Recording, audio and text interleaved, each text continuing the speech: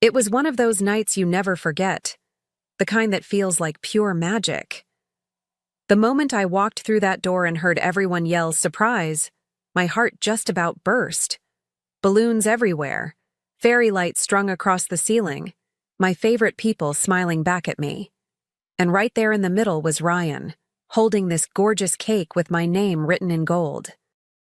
I felt so overwhelmed with love, so grateful, thinking, wow, how did I get this lucky?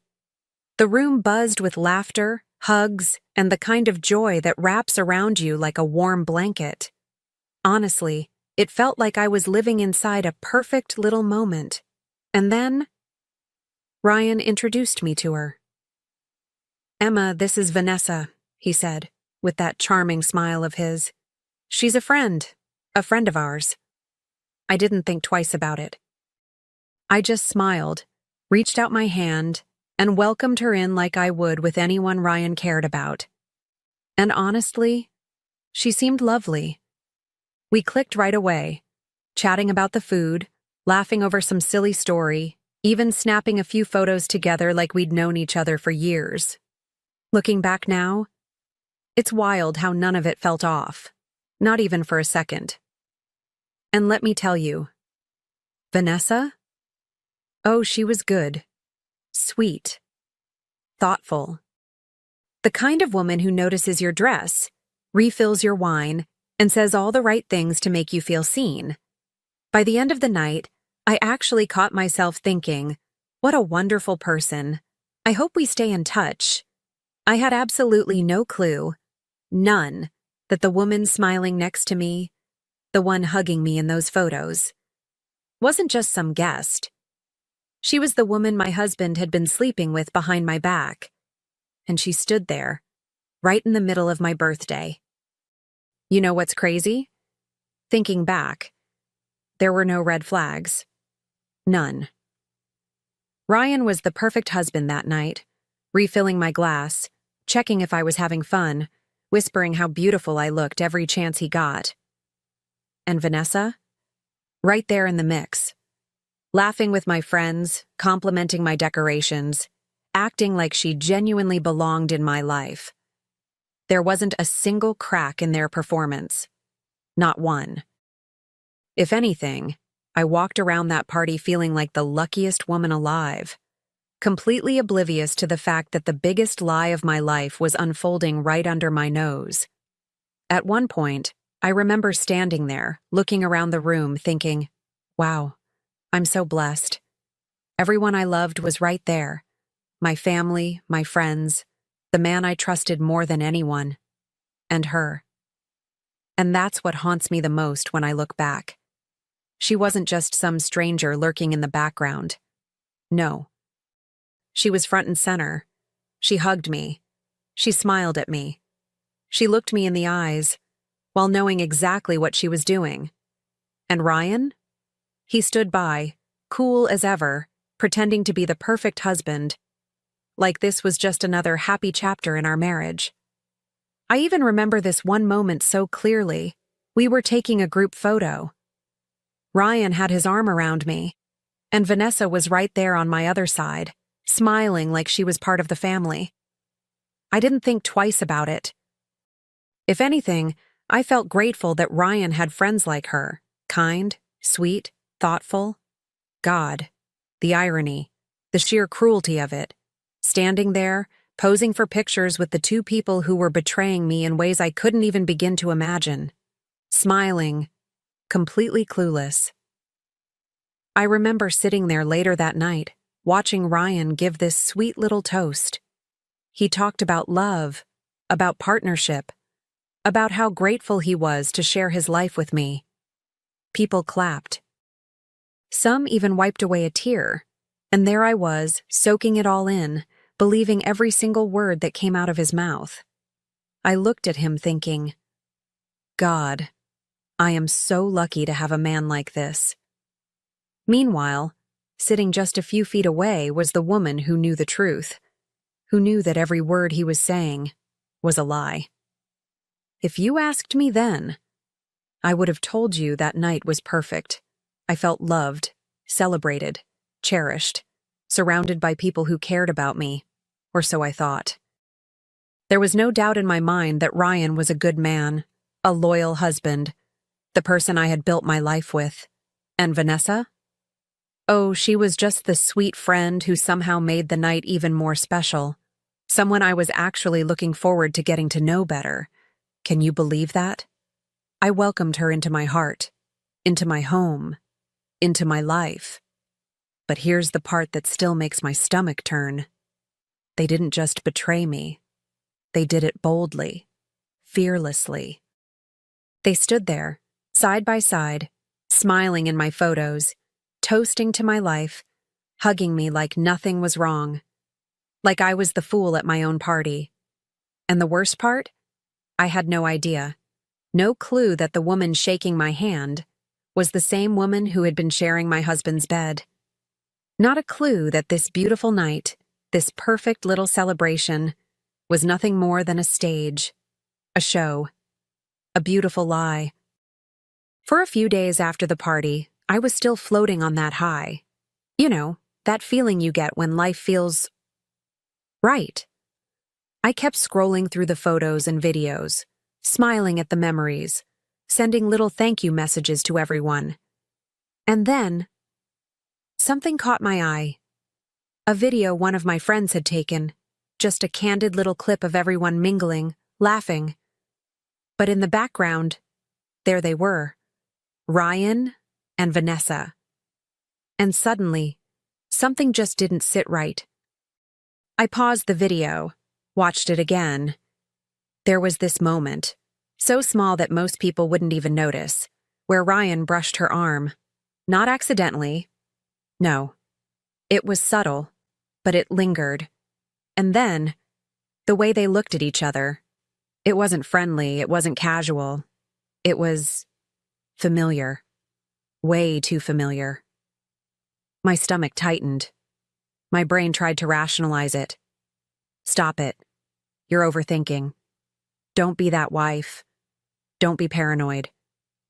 But once you see something, you can't unsee it. I told myself to shake it off. Maybe it was just nothing. But deep down, this tiny seed of doubt had been planted, and as much as I wanted to ignore it, I couldn't. I felt it gnawing at me, this little whisper in the back of my mind saying, something isn't right. And I swear, once you start questioning one thing, suddenly, everything starts to feel like a clue, a puzzle you didn't even know you were supposed to be solving. A couple of days later, I was doing something completely ordinary, cleaning the house. You know, folding laundry, picking up jackets that Ryan always left hanging on the back of chairs. Same routine as always. And that's when it happened. I grabbed his jacket, and something slipped out of the pocket. A crumpled little piece of paper, harmless at first glance. But when I unfolded it, my heart practically stopped. It was a receipt from a hotel, dated 2 days before my birthday. At first, my brain couldn't even process it. I just stared at it, reading the address over and over. The hotel wasn't even far. In fact, it was right near the same venue where we had the party. My hands started shaking. I kept telling myself, no, this has to be a mistake. There's got to be some explanation. Business? Maybe a surprise planning thing for the party? But even as I said those things to myself, my gut was already screaming the truth I didn't want to hear. I stood there, gripping that tiny piece of paper like it was a ticking bomb. My ears were ringing, my mouth went dry, and suddenly, the whole house felt different, like the walls were closing in. I could barely breathe. This wasn't just a receipt. This was confirmation. Proof that something was happening right under my nose. That little whisper of doubt. Oh, it was no longer whispering. It was screaming. Something was wrong. Horribly, horribly wrong. I paced the living room, clutching that receipt like my life depended on it. My mind was racing, flipping between denial and this sickening realization that maybe, just maybe, The man I trusted with everything wasn't who I thought he was. I kept asking myself, could I really be that blind? Am I losing my mind? Or is there something right in front of me that I've been refusing to see? My heart was pounding so hard I could feel it in my throat. I sat down, staring at that stupid little slip of paper, trying to connect the dots. The hotel, the timing, the way Ryan had been different lately, a little more distant, a little too eager to be helpful, like he was compensating for something. And then my mind went straight back to that video, to that touch, to that glance. Suddenly, it wasn't just a weird coincidence. It was a pattern, a truth that had been quietly living in plain sight, waiting for me to finally open my eyes. I wanted to believe I was wrong. God, I wanted to believe it more than anything. But something inside me shifted in that moment. Something cold, something sharp. I just knew that this was only the tip of the iceberg. That if I had the courage to pull this thread, everything, and I mean everything, was about to unravel. I wasn't sure what I'd find. But I knew one thing for certain. I couldn't ignore this anymore. That night, after Ryan went to bed, I couldn't sleep. My hands were shaking, my chest was tight, and my mind kept racing in circles. I kept thinking, am I really about to do this? Am I really the kind of woman who checks her husband's phone? But you know what? At that point, I didn't care. I needed answers. I deserved answers. So when I heard the water running from his shower the next morning, I did it. I grabbed his phone, unlocked it, and for the first time in our entire marriage, I went looking for the truth. And there it was, plain as day. Right there in front of me. Message after message. Texts that made my stomach twist into knots. Flirty, playful, intimate. Him and Vanessa. Miss you already.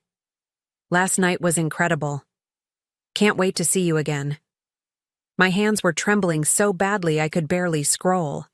I felt like the floor disappeared under me, like I was free-falling into this cold, suffocating void I couldn't climb out of. My entire marriage, my whole life, it shattered in an instant. But you know what hit me even harder than the messages themselves? It was realizing that while I was blowing out birthday candles, making wishes surrounded by family and friends, she was right there, standing next to me, smiling at me, hugging me, pretending to be my friend, while knowing damn well that she was sleeping with my husband. The humiliation, the betrayal, it wasn't just private, it was public. It happened in front of everyone, and I had no idea. I can't even describe the wave of emotions that hit me. It was like grief and rage collided all at once. One second I was sobbing so hard I couldn't breathe. The next, my tears dried up and this fire started building inside me. A fire I didn't even know I was capable of. I kept hearing this voice in my head screaming, how could they? How could he bring her into my birthday, into my home, into my life, like this? The sheer cruelty of it. The audacity. I kept scrolling, hands shaking, reading more, photos, plans, little inside jokes, proof that this wasn't some random mistake. This wasn't some fling that happened once and then faded away. No, this was deliberate, ongoing. And the worst part? They were comfortable. Comfortable enough to flirt while I was right there. Comfortable enough to laugh behind my back. To pretend to be part of my life while stabbing me right in the heart. I felt sick. Physically sick. And then something shifted. The pain started turning into something else, something sharper, something colder. No, I whispered. No. You don't get to do this to me. Not like this. If they were bold enough to parade this affair in front of me, bold enough to smile in my face while tearing apart my marriage. Then, I was going to be just as bold. I was done being the fool in my own story. Done sitting quietly while they laughed behind closed doors. No. This wasn't going to end the way they thought. I sat there staring at his phone, gripping it like it was the last piece of my sanity holding me together. My hands were numb, my chest felt like it was being crushed. But beneath all that, something was crystal clear. I wasn't going to let this destroy me. Not like this. Not quietly. If you two thought you could humiliate me, at my own birthday, in front of everyone I love, well, you have no idea who you've been messing with. I whispered those words like a promise. A vow. It's wild how betrayal can flip a switch inside you. One moment you're the loving wife, trusting, devoted, believing in the life you built together. And the next, you become someone you don't even recognize. Someone colder, sharper, stronger. The version of yourself that only shows up when survival becomes non-negotiable. And in that moment, survival meant one thing: revenge. Not the petty kind, not the impulsive, reckless kind. No, I was going to do this right. I wiped my tears, took a deep breath. And as painful as it was, I started thinking clearly, clearer than I had in weeks, maybe even years. If you were bold enough to bring this into my birthday, to put her in my photos, in my memories, then I'll be bold enough to make sure everyone knows exactly who you are and what you've done. I stood up, clutching that phone like a weapon. And right then, a plan started forming in my mind, a plan they'd never see coming. I knew I couldn't just confront him in private. No. That would be too easy for him. Too easy for both of them. They needed to feel this the way I felt it. Public, humiliating, undeniable. So with a smile that probably looked far more convincing than it should have, I told Ryan I wanted to host a little dinner. Just to thank everyone who made my birthday so special. Oh, and of course, Vanessa had to come too. Naturally, after all. She was such a dear friend. The look on Ryan's face? Completely unsuspecting, clueless. He even seemed proud of me. Like, wow, what a thoughtful wife I have. I watched him as he helped me plan it, texting friends, making reservations, suggesting the guest list. Every time he smiled at me, every time he kissed my cheek, I wanted to laugh at how utterly blind he was to what was coming. And Vanessa? Oh, she replied to the invitation like butter wouldn't melt in her mouth. Of course, I wouldn't miss it for the world. In the days leading up to that dinner, I felt this strange calm wash over me. Like the storm had already passed. Like something inside me snapped and was never going back to the way it was. I wasn't the same woman who smiled at her birthday party thinking her life was perfect. No. That version of me, she was gone. Now, I was someone else. Someone sharper, colder, focused. And as the night approached, all I could think was, you two wanted to turn my birthday into a joke. Well, let's see how you enjoy being the punchline. The night of the dinner arrived, and I swear, you'd think it was any other happy little gathering. Everyone showed up smiling, chatting, completely unaware of the storm that was about to hit. Ryan walked in like the king of the castle, charming, confident, holding my hand like the devoted husband he pretended to be. And Vanessa? Oh, she walked in like she owned the room. Hair perfectly done, that fake little smile plastered on her face, like butter wouldn't melt in her mouth. I greeted everyone, hugged them, made small talk, and the entire time, my heart was pounding, not from nerves, from adrenaline, from power. Because for the first time in weeks, maybe months, I held the cards. Every word I spoke, every glance I threw their way, was calculated. controlled. I watched Ryan laugh. I watched Vanessa sip her wine, pretending to be just another friend.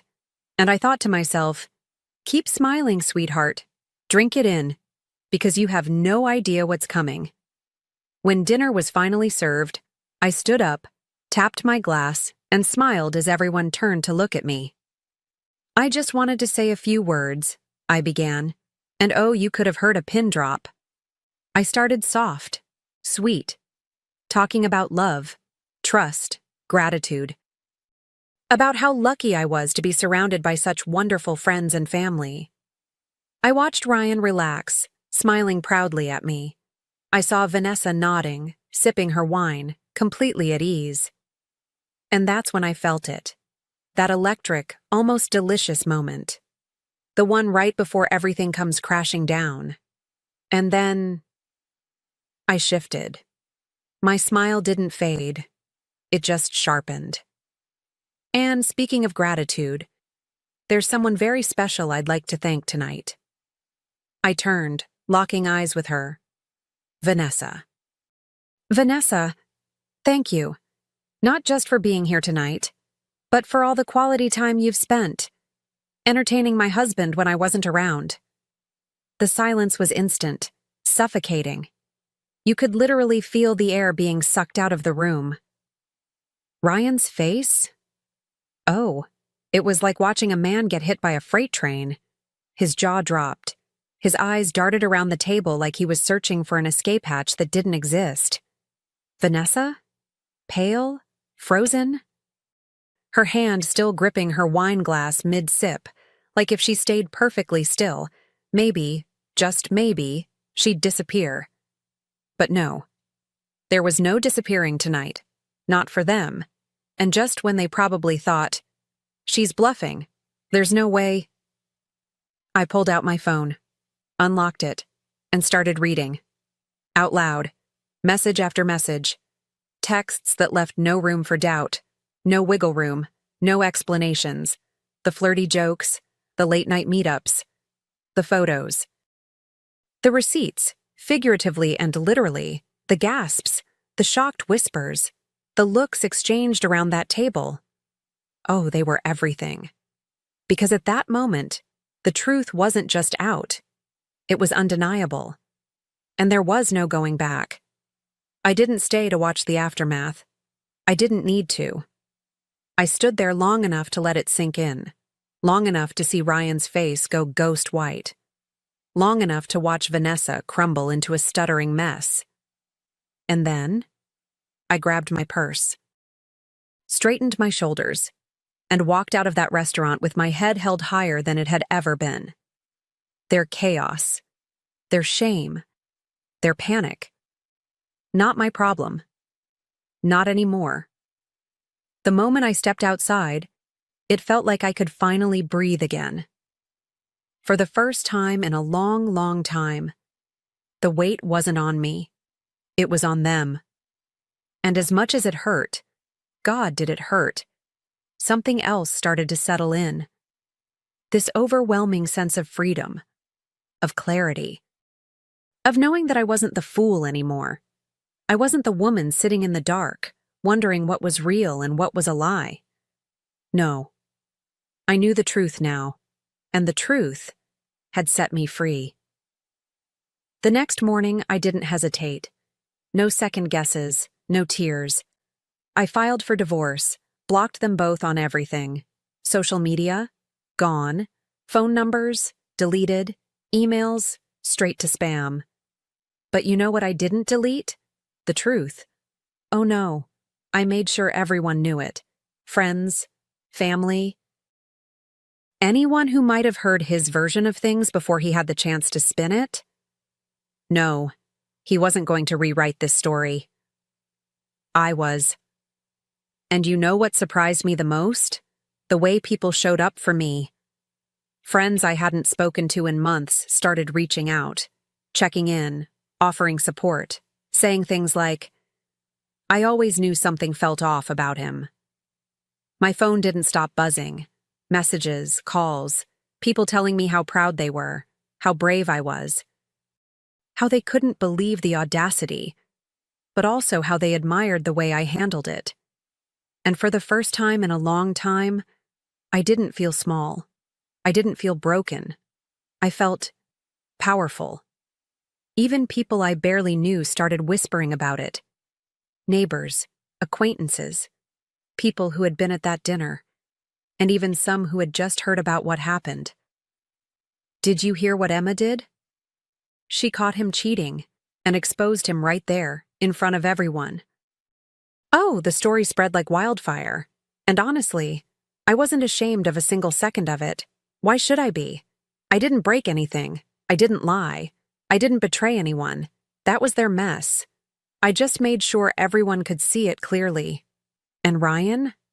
Oh, he tried. Of course he did.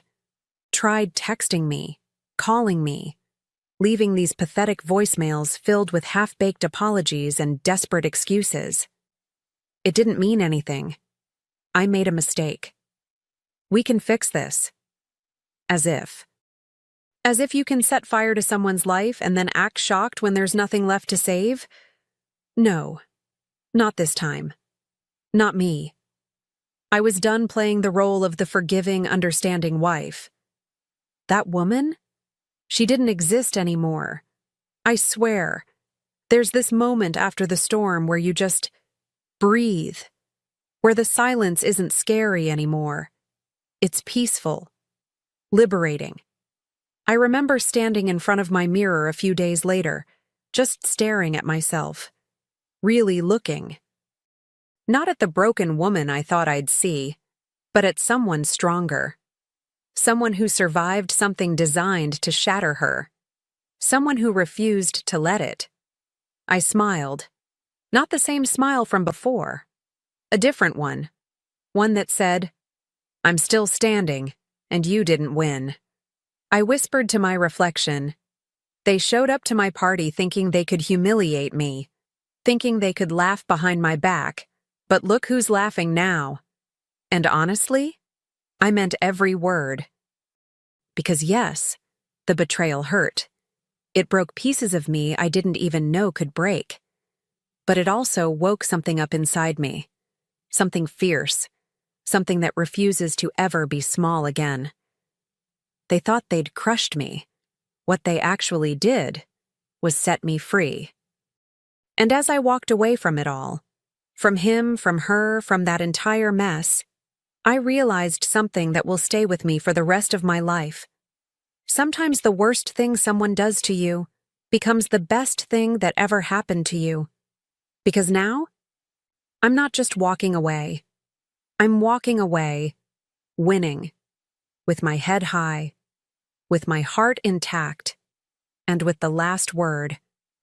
And trust me, the last laugh is mine.